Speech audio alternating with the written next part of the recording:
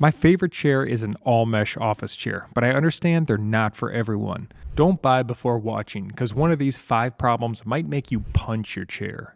You'll see throughout the video that many of these issues are not exclusive to either cheap or expensive mesh chairs.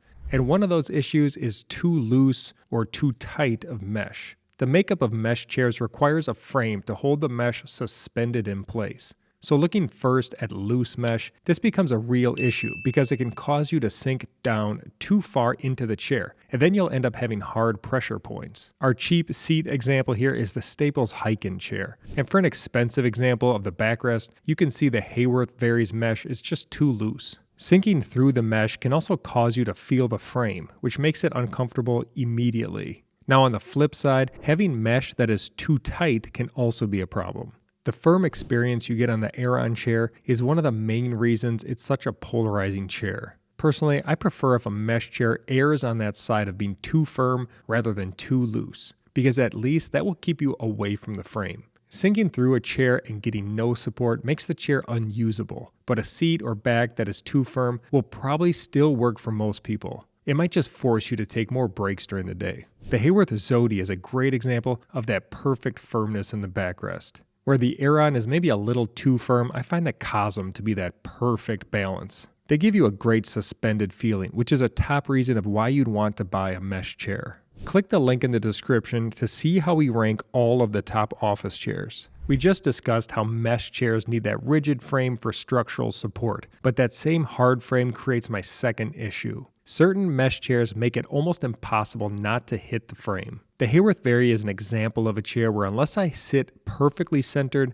I find myself hitting the hard backrest frame. The Aeron is another example of a mesh chair where you need to stay centered, or else the seat frame will uncomfortably contact your body. These are both high-end chairs, so believe me, you'll find these problems in many cheap chairs. The frame requirement creates a particular challenge with the seat's front edge, which is always a problem area that mesh chairs are trying to solve. When sitting in a perfect ergonomic position, not very much of your weight should be resting on this area. But let's be honest, what percentage of the day are we sitting perfectly? The Aeron and Steelcase Carmen use a waterfall edge front frame that bends down and away from your legs. This keeps the mesh tight enough to keep your legs from pushing down into the frame. Now the X chair and the Staples Hyken, they use a pad between the mesh and the frame, but these pads never seem to work. When looking for a chair, zero in on this front edge to see what design choice the manufacturer made. Often the solution to seat frame problems is simply making sure that you're sitting in a chair that fits you properly. Look into what adjustments are available and see if they can accommodate your body.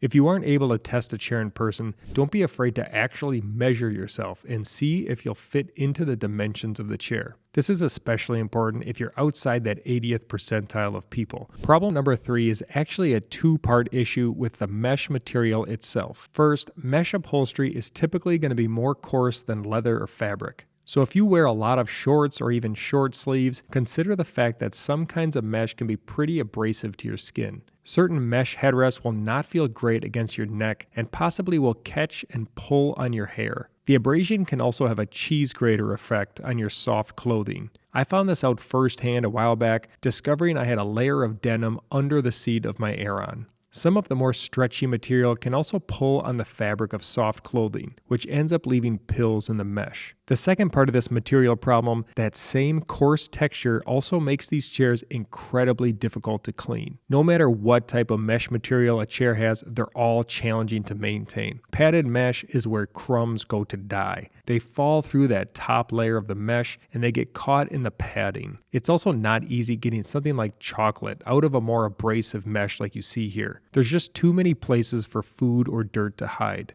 You definitely want to stay away from using paper products to clean because they only leave a worse mess. The best cleaning solution is alternating between a soft, wet cloth and a vacuum. Keeping your area clean and not eating in your chair is the only real solution. Don't worry though, there are nice soft mesh options out there. The Zodi, Ergohuman, and the Aeron all have nice feeling mesh. The Sihu S300 even boasts of having velvet woven into their mesh blend.